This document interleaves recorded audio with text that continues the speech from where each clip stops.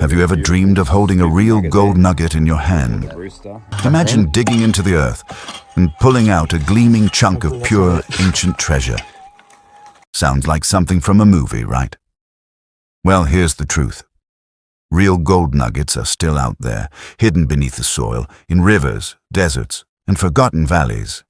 But finding them isn't about luck. It's about knowing exactly where to look. Today, I'm revealing the best little-known places where modern-day prospectors are still striking it rich.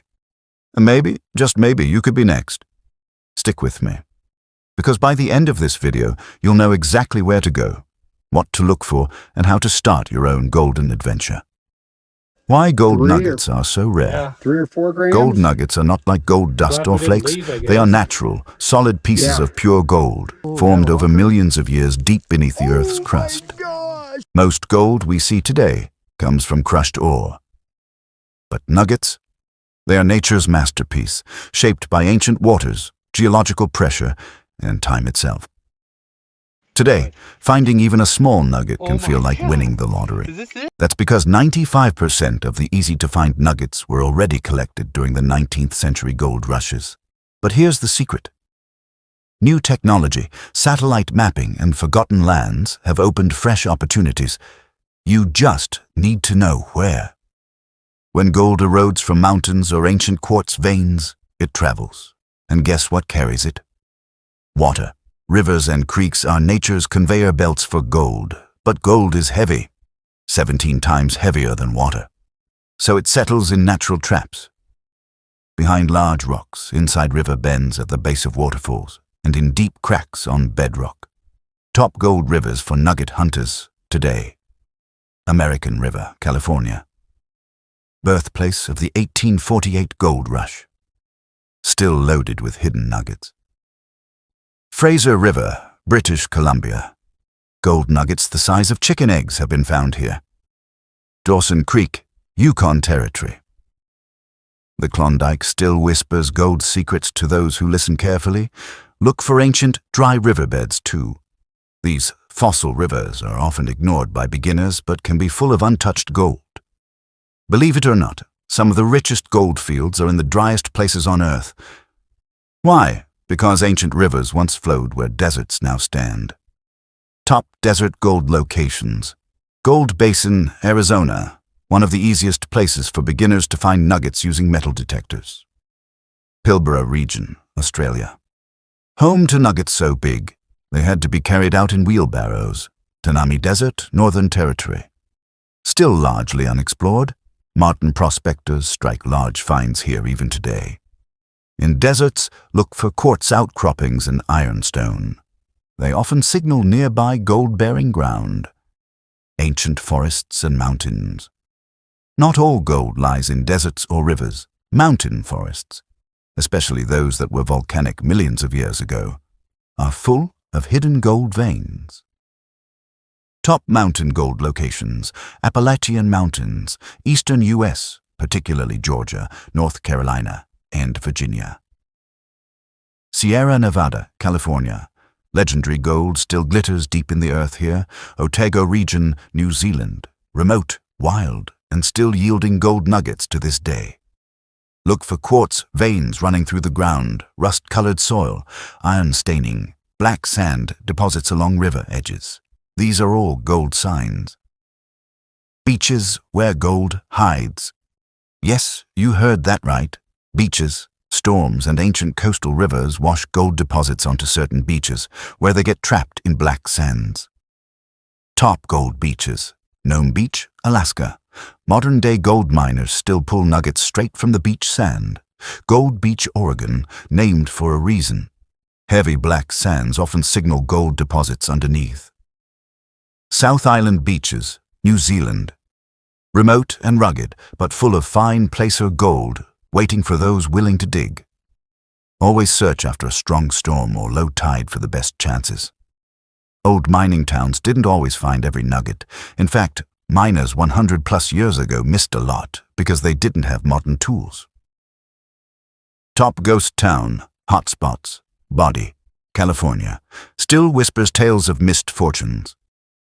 Oatman, Arizona, home to multi-ounce nuggets found in abandoned tailings. Charters Towers, Australia. Ghost towns hide forgotten riches. The earth doesn't forget. Use a good metal detector and search old foundations, mine tailings, and riverbeds near these towns. Some gold hotspots have almost no public awareness. They are known only to expert prospectors. Top secret locations include high alpine basins above 8,000 feet elevation, especially in the Rockies. Volcanic calderas with quartz-rich soils in Indonesia and Japan. Northern Canada's greenstone belts, rich in both gold and diamonds. Secret signs to look for: purple or reddish soil, sulfur smells from rocks, tiny quartz crystals embedded in soil. Where others see barren wilderness, trained eyes spot a golden opportunity. Success in gold hunting is a mix of research, preparation, and patience. Always study geological maps first. Look for greenstone belts and placer deposits. Use a reliable gold metal detector with high sensitivity. Learn how to pan gold properly. It saves time and reveals hidden small nuggets. And most importantly, never give up too early. The biggest nuggets are often found right after most people leave. An amateur prospector in Australia found a 7-pound nugget worth $300,000 just 10 minutes from his house. Because he followed ancient creek lines others ignored. A retired teacher in Alaska found a 1.5-pound nugget on a beach during a casual walk after a storm. A 14-year-old kid in California found a 6-ounce nugget with just a basic gold pan, simply by searching a small forgotten creek no one cared about. Their secret: they knew where to look, and they didn't give up. You could be next. Gold nuggets are more than just money. They are ancient treasures, pieces of the earth's own story. Finding gold isn't about chasing a dream. It's about reconnecting with nature, exploration, and adventure. So where will you search next? The rivers, deserts, beaches, forests, everyone. Or maybe Welcome even back. An old ghost town. Today, gold is still out there, waiting for someone brave enough to find it. Could that be you? Don't forget to subscribe to EGSBO for more hidden secrets of gemstones, gold, and Earth's natural treasures. And if you strike it rich, we want to hear your story. In our previous journeys, we followed gold through imprisonment, weathering, transport, and preservation. We watched nuggets negotiate with gravity, settle into overlooked landscapes, and survive environments that eventually became comfortable enough for them to stop moving altogether. We learned that gold rarely announces itself. It rarely sits under a spotlight. It rarely rewards impatience. It prefers becoming invisible. It prefers waiting.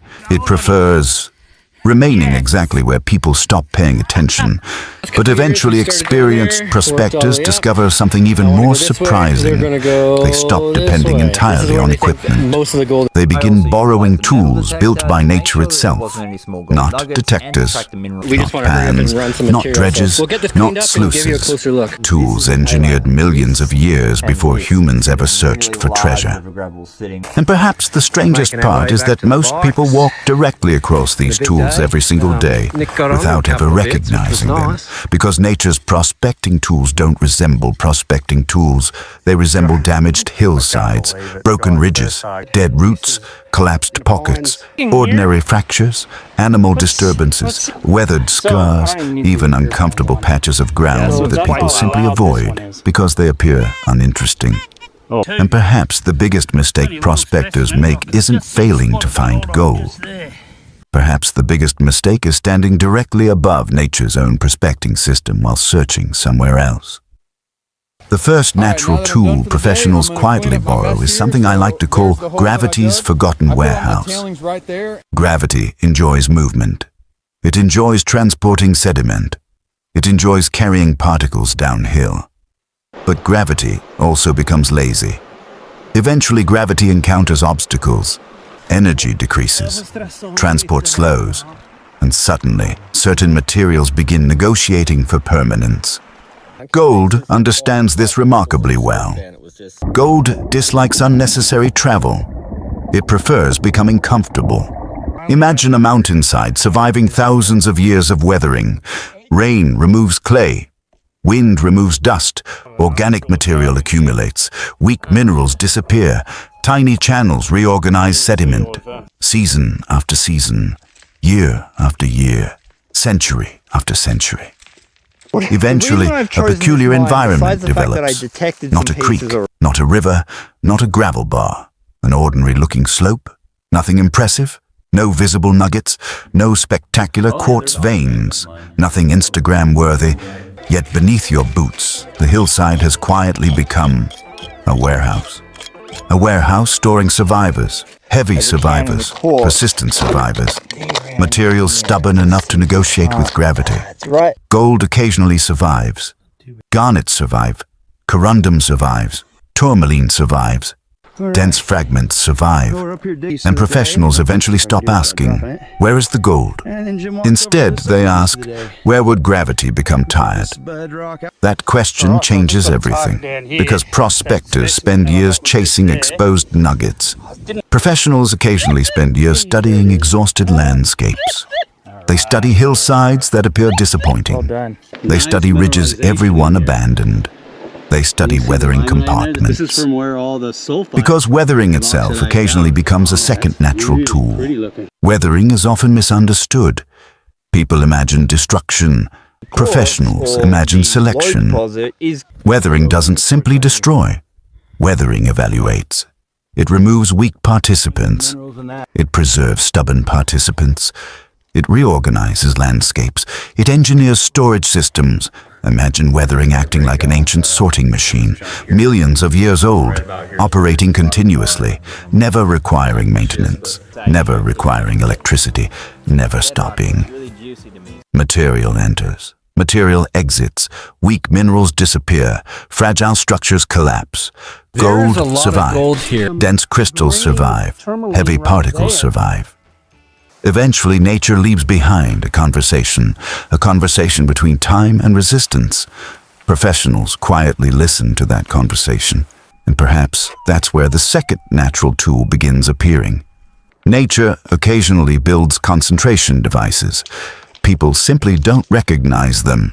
Imagine standing beneath an old tree. Nothing unusual. No visible mineralization. No prospectors nearby. No detectors, no pans, no excitement, just roots. Old roots, twisting roots, expanding roots. Professionals occasionally stop there, because roots are surprisingly ambitious engineers. Roots penetrate fractures.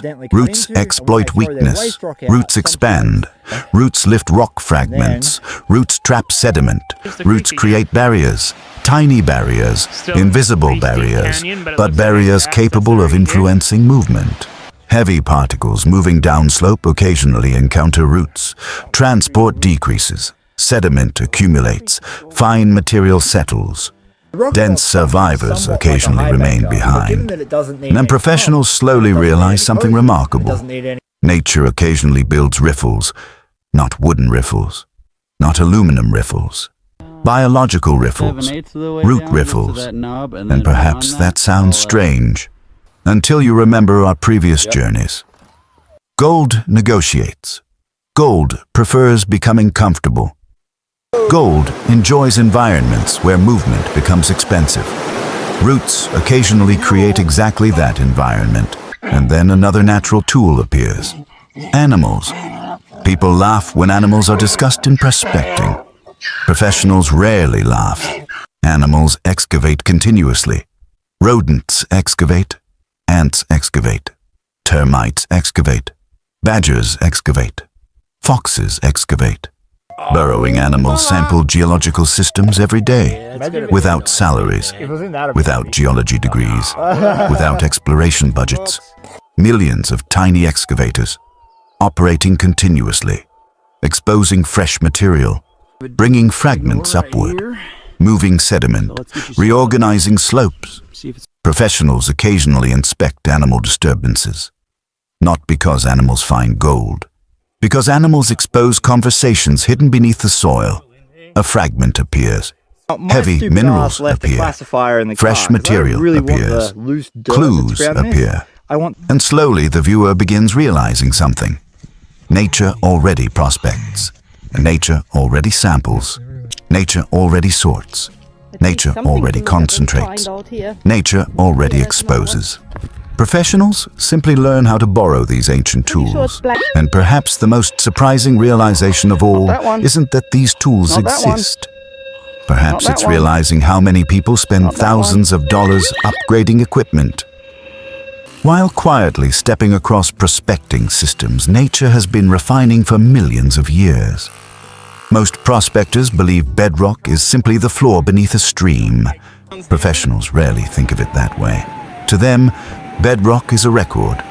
Every fracture, polished surface, resistant rib, weathered pocket, and exposed contact tells a story that water has been writing for thousands, sometimes millions of years. And perhaps the biggest mistake beginners make is assuming that gold is controlled by the stream. In reality, the stream is often following instructions written by the bedrock itself. That sounds unusual at first. After all, water appears to choose its own direction. But if you study enough productive drainages, another pattern quietly begins to emerge. Water is surprisingly obedient. It follows weakness. It follows ancient fractures. It follows faults. It follows joints. It follows lithological boundaries where one rock gradually surrendered faster than another. Long before a creek appeared on a map, those weaknesses already existed. The landscape simply waited for water to discover them. And once water did, something remarkable happened. The same structural pathways that once guided mineral-rich fluids deep underground eventually began guiding rivers across the surface. Two completely different systems, separated by millions of years, yet connected by exactly the same geological architecture. That realization changes the way professionals approach a creek. They don't begin by looking into the water. They begin by looking beneath it. Imagine a broad section of exposed bedrock. To most people, it looks smooth, almost featureless. To an experienced field geologist, it resembles an aerial map of traffic lanes. Some lanes carried hydrothermal fluids hundreds of millions of years ago. Others simply became zones where erosion advanced more rapidly. Some fractures widened, others remained sealed. Some became natural traps, others became escape routes. And over immense periods of time, flowing water inherited those ancient pathways. This is why productive bedrock is rarely random. Gold doesn't simply settle on any exposed rock surface. It searches for interruptions, tiny steps, pressure shadows, fracture intersections, shallow grooves, natural expansion joints. These features may appear insignificant, yet they perform one remarkable task. They reduce energy. The moment water loses just a little of its carrying power, the heaviest particles begin negotiating with gravity. And once again, we arrive at a principle we've encountered throughout our previous journeys. Gold almost never wins by moving faster. Gold wins by surviving longer. A pebble can continue downstream. Sand may travel another 100 yards. Clay may remain suspended for miles. Gold rarely has that luxury. Its density forces difficult decisions. Every flood becomes a negotiation. Every current becomes a test. Every obstacle becomes an opportunity. Professionals understand this instinctively. That is why they spend surprisingly little time looking for yellow reflections. Instead, they search for places where movement itself became impossible. A narrow fracture crossing the stream at an angle. A shallow depression protected behind a resistant rib of bedrock. An old pothole carved by swirling water centuries ago.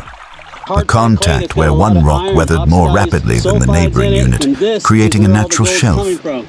These are not merely interesting geological features. They are conversations between flowing water and solid rock. And gold quietly listens to every one of them. Perhaps the most fascinating discovery is that productive bedrock almost never reveals its importance from a single clue. Professionals rarely trust one signal. Instead, they wait for several independent observations to agree. A fracture intersects a resistant ridge. The ridge creates a low-pressure pocket. The pocket contains dense black sands. The surrounding bedrock displays polished surfaces indicating repeated high-energy flow. Suddenly, 4 independent clues are pointing toward exactly the same conclusion. That is no longer coincidence. That is geological agreement. And geological agreement is often far more valuable than luck. This explains why 2 people can search the same creek on the same day and leave with completely different results. One follows the water, the other follows the bedrock. One searches visible gravel, the other studies invisible architecture. One is searching for gold, the other is searching for the places where nature quietly decided gold should stop moving. That difference may seem subtle. In reality, it separates observation from interpretation. And perhaps that is the greatest lesson bedrock has to teach. It doesn't point directly at treasure. It teaches you how to think like the landscape itself. Because every productive stream is only the latest chapter in a story that began long before the first drop of water ever flowed across its surface. The river is temporary. The gravel is temporary. Even the valley is temporary. But the structural memory preserved inside the bedrock has remained for millions of years, patiently influencing every flood, every season, and every grain of sediment that has passed overhead. And perhaps that is why experienced prospectors spend so much time looking down at ordinary rock, while everyone else is watching the current. They understand something that only geology can teach. The stream may carry the gold, but the bedrock decides where its journey ends.